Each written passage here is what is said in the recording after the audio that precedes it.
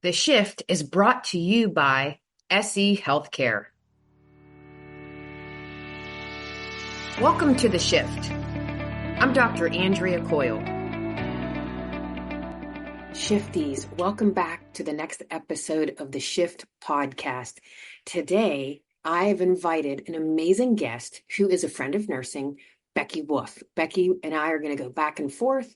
We're going to talk about her role and exactly what she does as it's related to coaching and burnout. So, Becky, welcome to the podcast. Thank you so much, Andrea. Thank you. I appreciate the opportunity. Of course. And so let's just get started. Tell the Shifties a little bit about you, and then we're going to roll into your role as a coach and how you really talk about burnout from a coaching perspective and leadership. Yeah, I appreciate that. Yeah. So I started my career as a physician assistant many years ago. Spent a little over 13 years practicing full time. Most of my years were in cardiology. Absolutely loved working in that specialty and noticed three recurring questions my patients would ask me. How do I get off medications? How do I lose weight? How do I get healthy? And back then, we didn't have solutions for them. So we would partner with dietitians and they would get research related to food, but it never seemed to really be effective or work. So went down this rabbit hole at one point, looking for solutions for them and came across health coaching.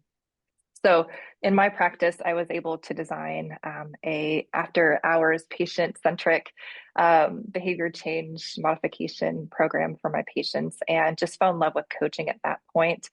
And then wanted to make it a full-time gig and then eventually found executive coaching actually. So a friend of mine partnered with me and we actually partner with a larger entity, but just fell in love with coaching as a whole and just felt the need to shift from healthcare into my coaching role. And I love that you say that, Becky, because at first you start off saying everything we do for our patients. And as healthcare professionals, sometimes we give more to others than we give to ourselves. Mm-hmm. So when you shifted to executive coaching and helping care for the people that care for the people, what did you hear from healthcare leaders? Yeah, so I would say things I was hearing pretty frequently. Burnout being one of the largest things I was, experiencing or hearing from healthcare leaders. Low engagement with people, just people feeling lost and not being able to identify what the reason they got into healthcare in the first place. I think those were the common themes of things I was hearing from healthcare leaders and providers.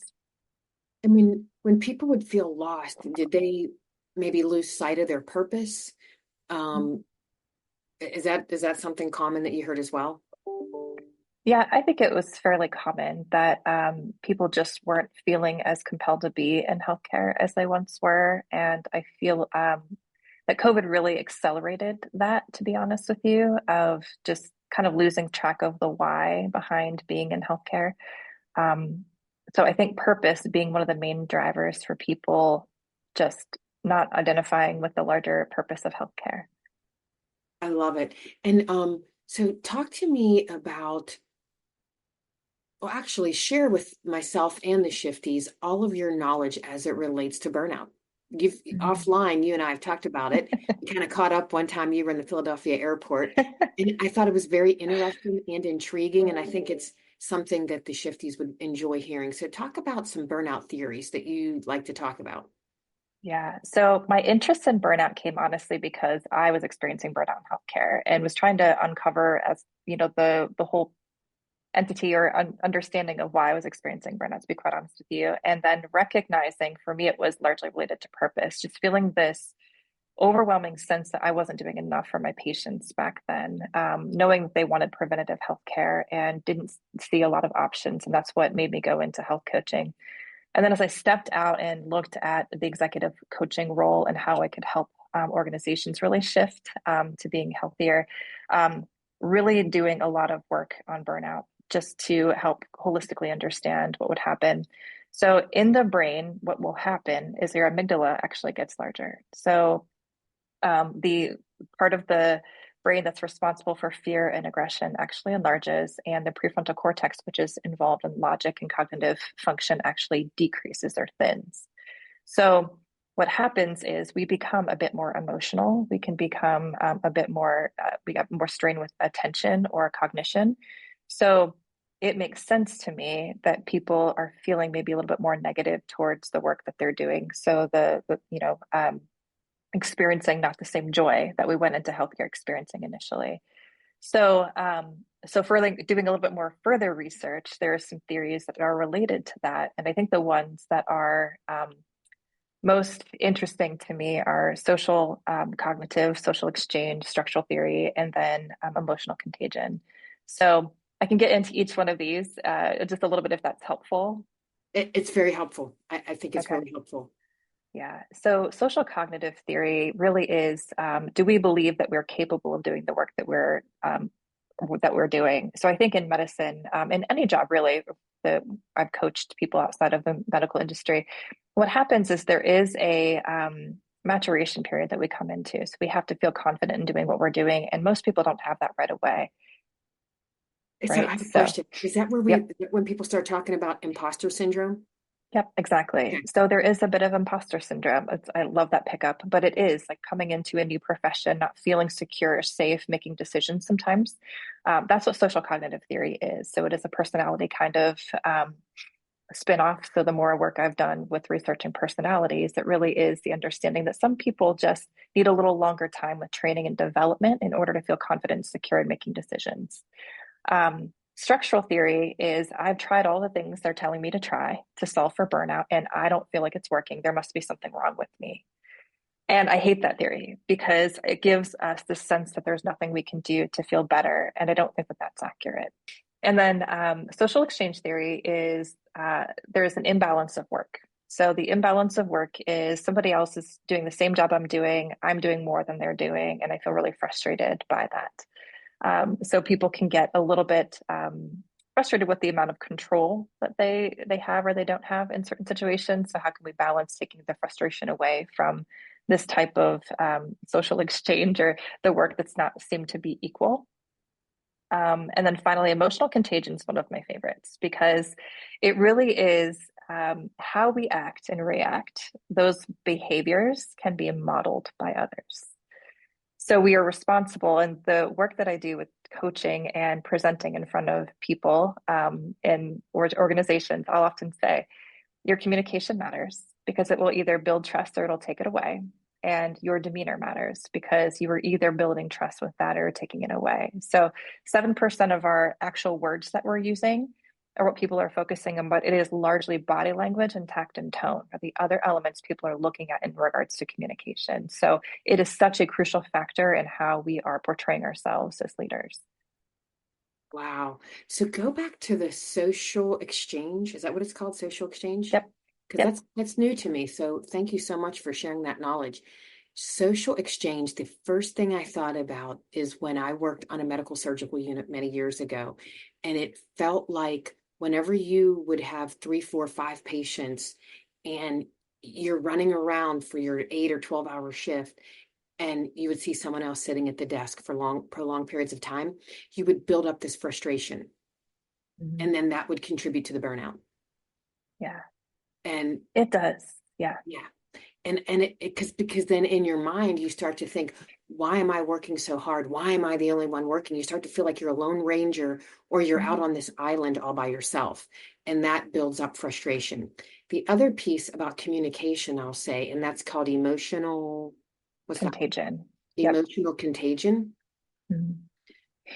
I recall having leaders in my career that it was their way or the highway, and there was no collaboration, there was no bi-directional communication. It was command and control, and that 100% stifles autonomy and also Mhm. contributes to burnout. And I've experienced that in my career. I've been burned out in my career, Mhm. and it's an uncomfortable, scary place to be because then you start to think, oh my gosh, is this just me? Am I Mhm. miserable? Is it just me? Yeah. So everything you said is really, really powerful. And, the intent of this podcast is to keep people involved, keep them interested, and keep them inspired.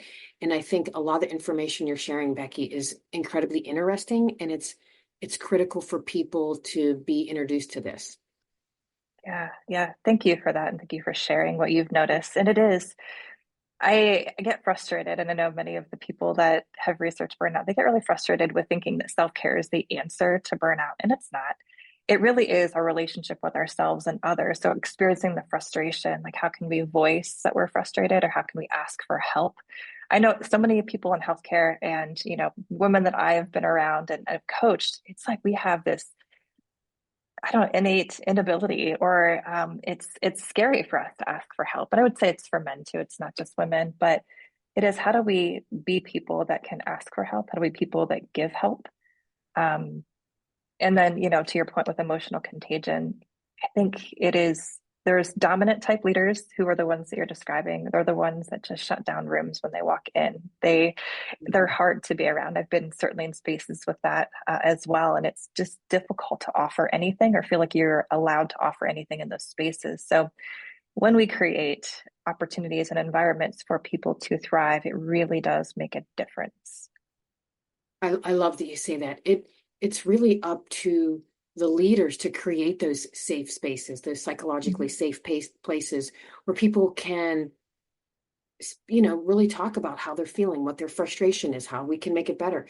The minute you start to close down those rooms or those walls is when we see people, A, get burned out, and we see patient care suffer because people Yes. are afraid to speak up for what's right.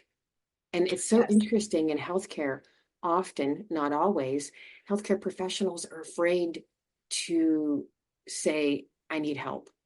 Or, Mhm. and I'm trying to, shift that narrative to say, it's okay to say, I'm not okay today.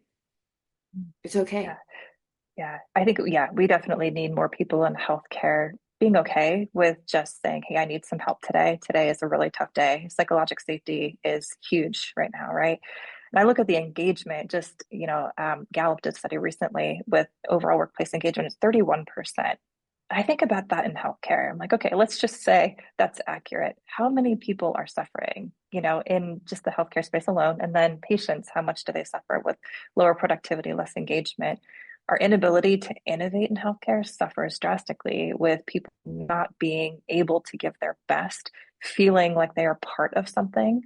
Um, so yeah, we have a lot of work to do. We do have a lot of work to do, but people like you are making the difference and making the shift. So thank you for your work. What do you think? You said something earlier. I feel like what I'm hearing more and more is people are putting wellness and burnout into one bucket, and they are not the same thing at Mm. all. And so, wellness organizations have their wellness program, right? And in the wellness program, we offer yoga at 7 a.m. for anyone who wants to show up. Then we've put healthy food choices in the cafeteria, which these are all great. And then we've brought in the therapy dogs. And then we're going to bring in restoration rooms that people can go sit in and breathe aromatherapy. That's wellness. But when you are burned out, when you are mentally, physically exhausted, when you feel depersonalization, when you feel the lack of self efficacy or I don't serve a purpose, you are not engaged to even go to that yoga class. You don't even have time to go get that healthy food. So, can you help the shifties understand a little bit better the difference between wellness and burnout? And then Yeah, how can they complement one another? yeah. So, wellness is a portion of the solution for burnout, but it is not the solution. In my mind, when we hear of low engagement, we think of burnout. Leadership is the answer because it is self leadership first. So, having deep levels of self awareness and then behavior change for, asking for help and then discovering our own self efficacy. So, the work that I do personality assessments with some people that scale within organizations. And that's one of the biggest gifts. We give people language to what their experience is. And I find that that's the biggest difference maker when you're doing leadership versus wellness. Wellness is a crucial factor. We do need to be healthy and well, but it's only part of the solution when we're dealing with our relationship to ourselves. So, boundaries that we need to have, and then relationships with others. How do we communicate? How do we build trust? How do we work as a unit and help everyone thrive? I think that's just more compelling to me as a narrative and a solution for where we need to go in the future. So, it's not just wellness. Wellness is great. But like you mentioned, when we're so burnt out, we just have zero, we can't even have a break for lunch. That's not going to Right. solve the problem. I agree with that. So you keep mentioning this personality test, and I'm Mhm. just curious, in your work, Mhm. do you find, are there certain personalities that are more susceptible to burnout? And I think I know Mhm. the answer, but I'd like to hear what you think in your experience. Yes, there are. Yeah. So I use a framework called Five Voices, which is a partner company that I work with, Giant. And there is one of the personalities called the nurture personality, which is the high susceptibility to burnout.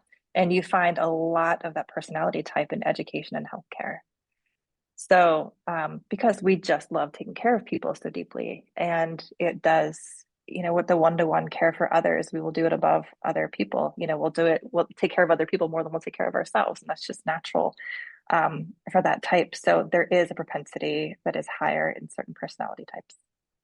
What about, do you ever hear like a type A, type B Mhm. personality? What do you think Yes. about that? Yes. So there's something called the five-factor model, which discussed the higher correlation with burnout and neuroticism being the number one characteristic. Yeah, Not surprisingly, right? exactly. Yeah, totally. Mhm. Yes. So And that being, yep, one. Yep. so talk a little bit more about that. Like overachievers, high achievers, the person that Mhm. sits in the front of every room, they probably they probably are more susceptible to burnout, would be my assumption. Yes, they are. So, yep. So neuroticism. So those who are just very type A personality, absolutely the ones that are more likely to experience burnout. Whereas the other parts of that model are actually the ones that have a lower propensity, which are those who are a bit more extroverted, agreeable, conscientious, and open. So they're a little bit more go with the flow, I would say. It's how it describes it. Not that they don't have some of the same perfectionist kind of characteristics, but yes, those that are a bit more type A neurotic are more likely to experience burnout. Yeah, that would be me a little bit. I've gotten better. Mhm. So I do have a question. Becky, can you tell the shifties, if you are that neurotic person, that type A person, what are some quick, easy strategies that you could just Mhm. share with the shifties? Because there are some of those people listening, I promise. Oh, yes, yes, yeah.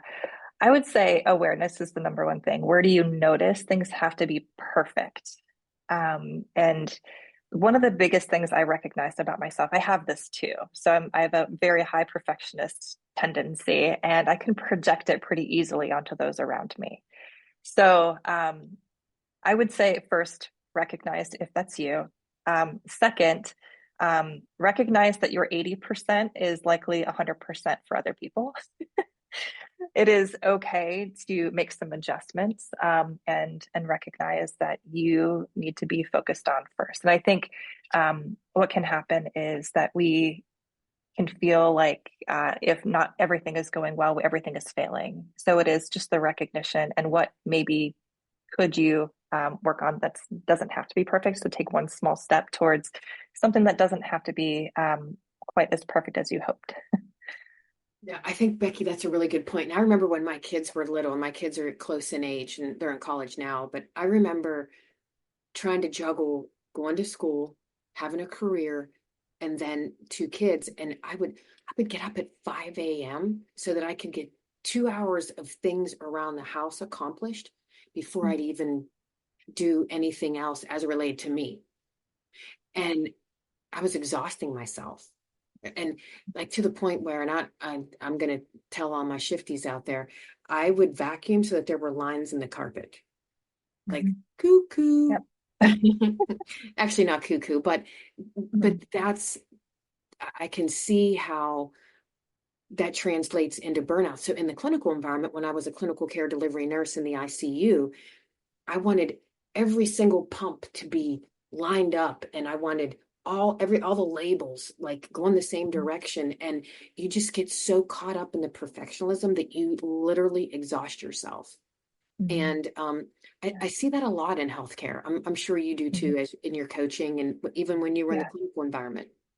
Yes, yes, it's very prevalent. So it is recognizing, is that helpful or is it something where you could be taking care of yourself in that time frame?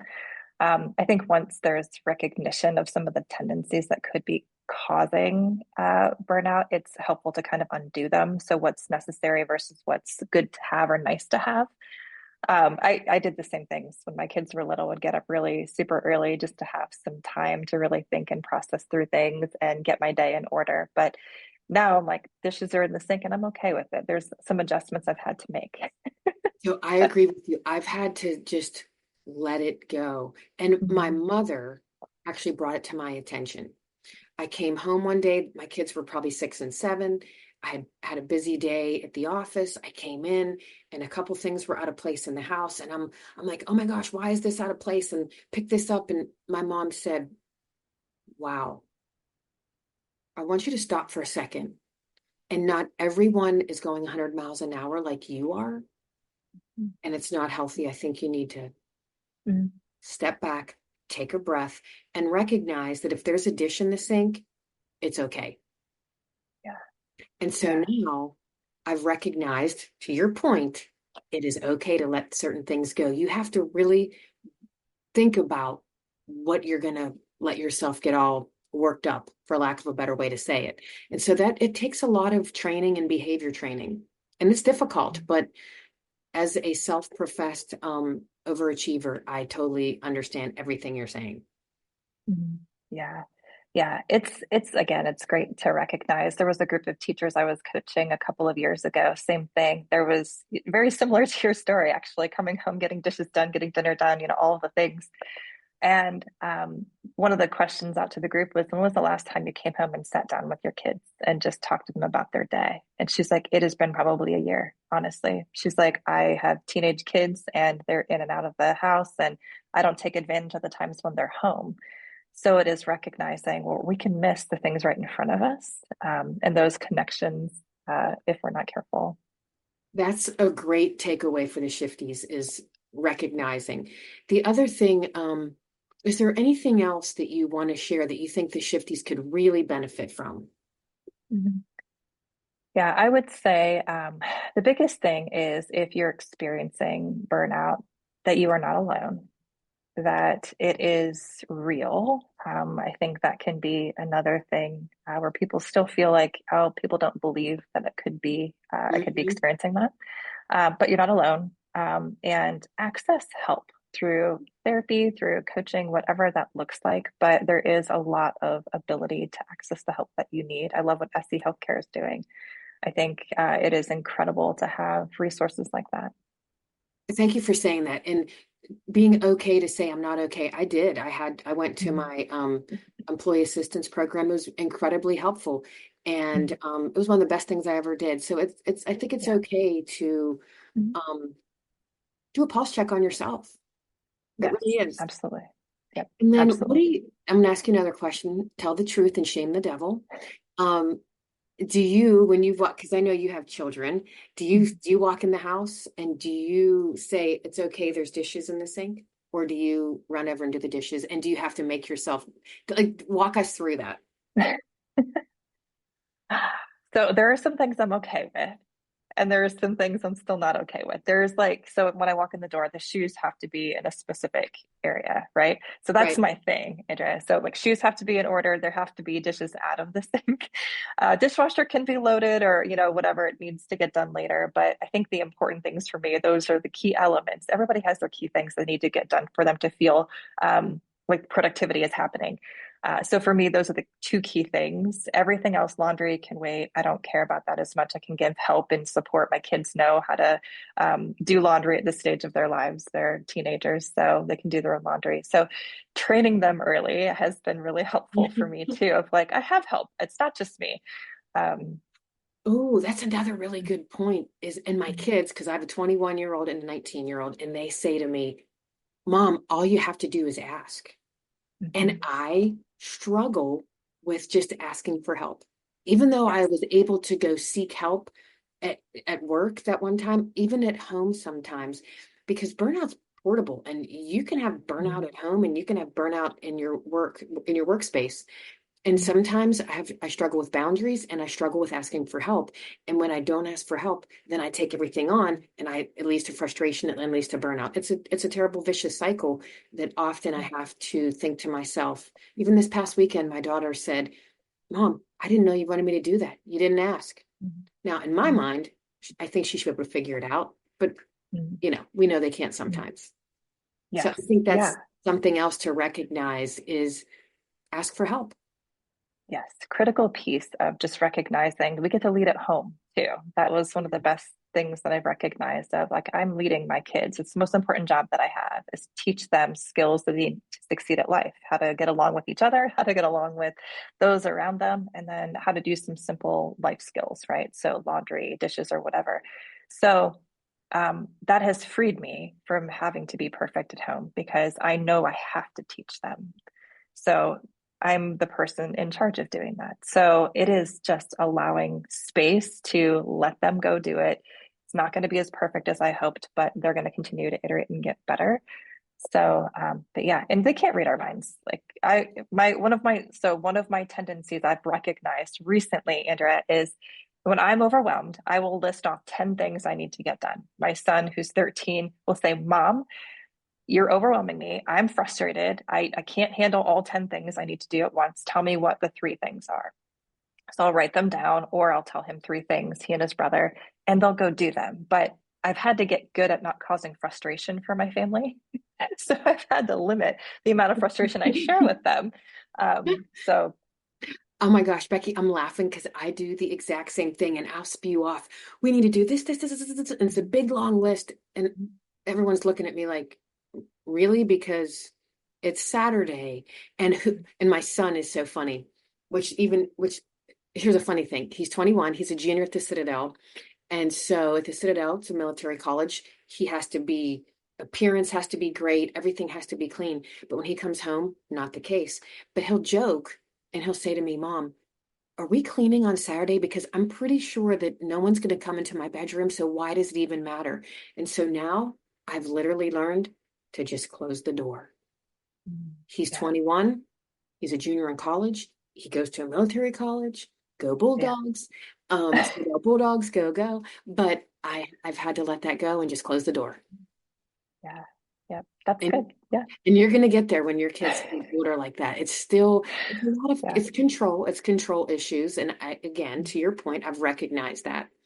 So, Becky, I've really enjoyed this discussion. I feel like we have a lot of similarities. It's really funny. Do you have any certain book that you would recommend to the shifties? Oh, that's a great question. Oh, I feel like I love books so much. The Untethered Soul is a book that I've read recently. I'm not sure if you've read that one. I have not, but I'm going to. The It Untethered is, Soul. yes, it's a really good book. That's usually a book that I'll recommend for people to read. Leadership is Not Dead is another one. So if you're a leadership guru, that's another really good book. It talks about just like trusting ourselves and then trusting other people and then leading well. And then The Speed of Trust, another great leadership book that I love. Speed of Trust. Who wrote that? Stephen Covey. I read that. It's great. Yep. Yep. And that's one that I've actually go back and we'll read a Mhm. chapter real quick or something. Okay. Yes. Yep. Great. Those are great recommendations, Becky. Thank you so much for sharing your skill, your knowledge, your energy. I just love it, and your stories. I'd love to have you come back on the shift. Absolutely. We'll have to invite you back. And then I say this every time at the end of the podcast, shifties, remember, your shift makes a difference. Keep shifting. Enjoying the shift? Help us reach more nurse leaders by rating and reviewing us on your podcast app. It takes just a minute, but makes a big impact. Search for The Shift, tap those stars, and share what you love. Your feedback shapes our future episodes and helps others discover us. Remember, rate, review, and amplify The Shift today.